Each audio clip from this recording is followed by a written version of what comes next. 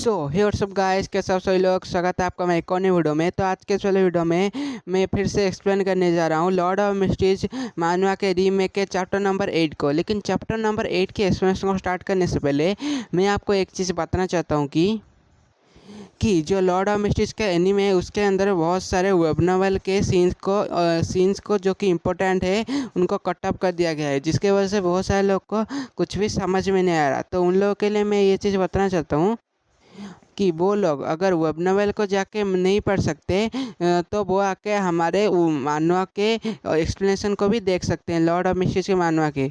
और ये जो लॉर्ड ऑफ मिस्ट्रीज का मानवा है ये उसका एक रीमेक वर्जन है, मानवा का रीमेक वर्जन है, जिसके अंदर वेब नॉवेल के सारे चैप्टर को बहुत ही अच्छे से और डिटेलिंग के साथ चैप्टर वाइज रिकैप किया गया है और चैप्टर वाइज सबको अच्छे से डिटेल से बताया गया है, जो कि आप आके हमारे एक्सप्लेनेशन में देख सकते हो, हमारे वीडियो में देख सकते हो। और अगर आपको हमारा वीडियो पसंद आए तो आप हमारे इस वाले वीडियो को एक लाइक और आगे ही ऐसे एक्सप्लेनेशन वीडियोस को देखने के लिए हमारे चैनल को सब्सक्राइब भी कर देना। So thanks guys, let's start the video.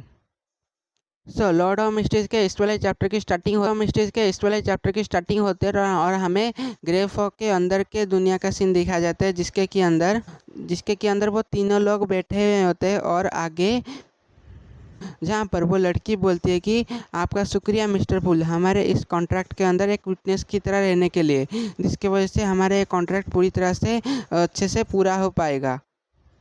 उसकी यह बात सुन के हमारा क्लाइंट, जिसको कि जब भी हमारा क्लाइंट ग्रे फॉग के अंदर रहेगा मैं उसको कभी कभी मिस्टर फूल या फिर कभी कभी गलती से क्लाइंट भी बुलाया करूँगा। खैर अभी के लिए मैं उसको मिस्टर फूल ही बुलाऊँगा। तो मिस्टर फूल बोलते हैं कि इसकी कोई ज़रूरत नहीं है। और उसके बाद वो दूसरा बंदा बोलता है, जहाँ पर वो बंदा बोलता है जैसे ही तुम मुझे घोस्ट सार के ब्लड को भेज दो कि मेरे पास, और मेरे पास जैसे ही वो घोस्ट सार के ब्लड आ जाएगा मैं तुम्हें वैसे ही उस पोशन का फार्मूला को तुम्हारे पास भेज दूंगा, या फिर मैं तुम्हें यहीं पर फिर से इसी ग्रे फॉग के अंदर उस फार्मूला को बता दूंगा। और उसके बाद वो लड़की बोलती है, मिस्टर फुल अगर आप इसी तरीके से और कुछ अटेम्प्ट्स करते हैं तो ये काफ़ी ज़्यादा अच्छा होगा।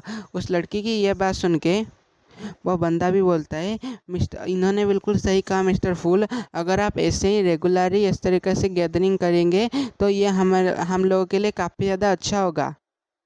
और ये उन चीज़ों के लिए भी अच्छा होगा जिन चीज़ों के बारे में हम बाहर चाह के भी बात नहीं कर सकते। उन लोगों की यह बात सुन के मिस्टर फूल बोलते हैं कि अच्छा ठीक है, लेकिन तुम्हें एक चीज़ का ख्याल रखना पड़ेगा। आज से लेकर हर मंडे तक तुम कोशिश करना कि दोपहर के 3 बजे फ्री रहो। तब तक के लिए जब तक उपाय में कुछ और अटेम्प्ट्स करके इस चीज़ का कोई उपाय नहीं निकाल लेता कि तुम किस दिन अगर किसी काम के अंदर बिजी हो, कि तुम जब बिजी हो तब छुट्टी की अपील कर सको। ये बात सुन के वो लड़की बोलती है, तो फिर क्या ये हमारा एक पूरा पर्सनल क्लब होने वाला है, जिसके कि हम दोनों अभी के लिए फाउंडिंग मेंबर्स हैं। तो भी शायद से हम दोनों को भी एक दूसरे को एक कोड नेम देना चाहिए, क्योंकि हम दोनों लोग भी एक दूसरे को इस तरीके से अपने रियल नेम से बुला नहीं सकते। उसकी ये बात सुन के मिस्टर फूल बोलते हैं अच्छा ठीक है। और उसके बाद वो लड़की बोलती है, अगर मिस्टर फूल का नाम टेरोट कार्ड से इंस्पायर है तो फिर हम लोगों का नाम भी टेरोट कार्ड से इंस्पायर होना चाहिए। और उसके बाद वो थोड़ा सा सोचती है और सोचने के बाद बोलती है, अच्छा ठीक है मैंने सोच लिया, मेरी नाम होगी मिस जस्टिस। और उसके बाद मिस जस्टिस, जिसको कि आज से मैं मिस जस्टिस ही बुलाऊंगा, वो उस दूसरे बंदे को पूछती है, और आपका क्या नाम होगा सर? और ये बात सुन के बहुत दूसरा बंदा बोलता है, दी हैंग्ड मैन। और उसके बाद कोई बोलता है कि मैंने ये चीज़ सुना था कि टेरोट कार्ड्स को एम्परर रोजाल ने इन्वेंट किया था, लेकिन मैंने ये सुना था कि टेरर कार्ड्स को एम्परर रोजाल ने एक गेम खेलने की तरह इन्वेंट किया था, लेकिन मुझे ये नहीं पता था कि टेरर कार्ड से डेविएशन भी किया जा सकता है। उसकी ये बात सुन के मिस्टर हैंगमैन बोलते हैं कि जो डेविएशनरी बनने के लिए सिर्फ एक ही उपाय है, जो कि है पोशंस या फिर स्पिरिचुअलिटी। लेकिन जो टेरर कार्ड्स है वो एक डेविएशनरी के एक वेपन के बाद टूल की तरह यूज कर सकता है। एक डेविएशनरी एक टेरोट कार्ड्स को टूल की तरह इस्तेमाल करते हैं। और तभी अचानक से क्लाइंट के सर के ऊपर फिर से दर्द होना शुरू हो जाता है और वो बोलने लगता है, मेरी जो मेंटल एनर्जी है मैं उसके लिमिट के ऊपर पहुंच गया हूँ और मैं इस चीज़ को और ज़्यादा टाइम तक होल्ड करके नहीं रख सकता। और उसके बाद मिस जस्टिस बोलती है, मैंने सुना था जो एम्परर रोजाल है उन्होंने कुल मिला के 22 टेरर कार्ड्स को इन्वेंट किया था और उनको इन्वेंट करने के बाद वो उन टेरर कार्ड्स को एक गेम की तरह यूज करते थे। मिस जस्टिस की यह बात सुन के मिस्टर हैंगडमैन बोलते हैं कि तुमने बिल्कुल सही बोला, लेकिन जो एम्परर रोजाल के 22 टेरर कार्ड्स है वो मिस्ट्री से भरी पूरी है और जो एम्परर रोजाल के 22 टेरर कार्ड्स है वो कुल 22 बियॉन्डर के पाथवेज को सचाते हैं। लेकिन तभी मिस्टर फुल बोलते, इनफ, आज के लिए बस इतना ही, बाकी की बातें हम फिर कभी करेंगे। ये बात सुन के वो दोनों लोग बोलते हैं, जैसी आपकी इच्छा मिस्टर फुल। और अभी के लिए वो क्लब यहीं पर ही डिसमिस हो जाता है।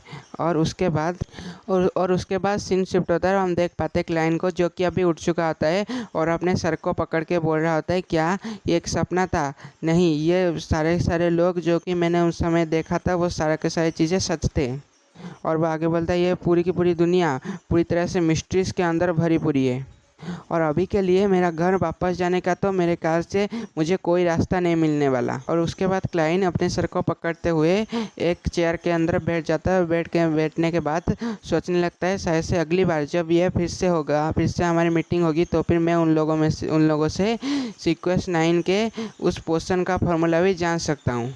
और वो आगे सोचते हैं, बोलता है, ये ग्रे फॉग ये पूरी तरह से मिस्टीरियस है। ये बिल्कुल किसी मॉडर्न युग का एक दूसरे के साथ कम्युनिकेशन करने के तरीके की तरह है, जिसके अंदर हम बहुत दूर के अंदर रहते हुए भी किसी के साथ कम्युनिकेट कर सकते हैं। लेकिन खैर छोड़ो, मेरे ख्याल से अभी के लिए मुझे यहीं पर ही रहना पड़ेगा। और उसके बाद हमें सीन शिफ्ट होता है और हमें दी हैंग्ड मैन को दिखाया जाता है जो कि एक शिप के अंदर होते हैं, जहाँ पर कि समुद्र के बीचों बीच वो शिप के अंदर होते हैं, जहाँ पर बहुत बड़ी तूफान आई हुई होती है। और हम देख पाते हैं हैंग्ड मैन जो कि वापस से वहाँ अपनी जगह पे ऊपर आ चुके होते हैं और उनके हाथ में जो कांच की बोतल होती है वो भी टूट जाती है। और उस ग्लास के टूटने के बाद उस ग्लास के अंदर से एक छोटा सा पार्टिकल निकलता है जो कि उनके हाथों के ऊपर आके डेसिपेट हो जाता है। और उसके बाद हमें फिर से उसी शिप का सीन दिखाया जाता है जिसके कि अंदर मिस्टर हैंगडमैन होते हैं। और उसके बाद हम देख पाते हैं हैंगमैन जो कि किसी के कमरे के बाहर आ चुके होते हैं और वहाँ कमरे के बाहर से एक गार्ड बोलता है कोड लैंग्वेज में, way the storm B with you. और ये बात सुन के मिस्टर हैंगमैन भी बोलते हैं, way the storm B with you. और उसके बाद वो कमरे के अंदर चल जाते और कमरे के अंदर पहुँचने के बाद वो आगे जाते हैं और आगे जाने के बाद और हमें उस कमरे के अंदर एक बंदे को देख पाते हैं जो कि अपने चेयर के ऊपर से उठते हुए बोलने लगता है, मैं इतनी जल्दी गुस्से से बोलने लगता है, मैं इतनी जल्दी हार नहीं मानने वाला। और वो आगे हैंगडमैन को देखते हुए बोलता है, मुझे पता था तुम ये चीज़ कर लोगे। और उसके तुरंत बाद हम देख पाते हैं मिस्टर हैंगमैन उसके गले को जोर से पकड़ते हैं और उसको सीधा शिप के बाहर फेंक देते हैं। वो बंदा कांच को तोड़ते हुए शिप के बाहर समुद्र के अंदर आग जाके गिरता है। सो गाइस, इसी के साथ आज का हमारा ये वाला वीडियो यहीं पर ही ख़त्म होता है और उम्मीद है आपको हमारा ये वाला वीडियो और हमारे एक्सप्लेनेशन पसंद आया होगा। हालांकि मैं एक न्यू एक्सप्लेनर हूँ इसलिए मुझसे काफ़ी सारी गलतियाँ हो सकती है और मेरी एक्सप्लेनेशन क्वालिटी भी थोड़ी सी कम हो सकती है, इसलिए प्लीज़ मुझे माफ़ करना। मैं आगे अपने एक्सप्लेनेशन क्वालिटी को और भी ज़्यादा इंक्रीज़ करूँगा, बहुत जल्दी करूँगा। सो अगर आपको हमारा ये वाला वीडियो पसंद आया हो तो हमारे इस वाले वीडियो को एक लाइक और चैनल को एक सब्सक्राइब भी जरूर से कर देना। So thanks for watching guys.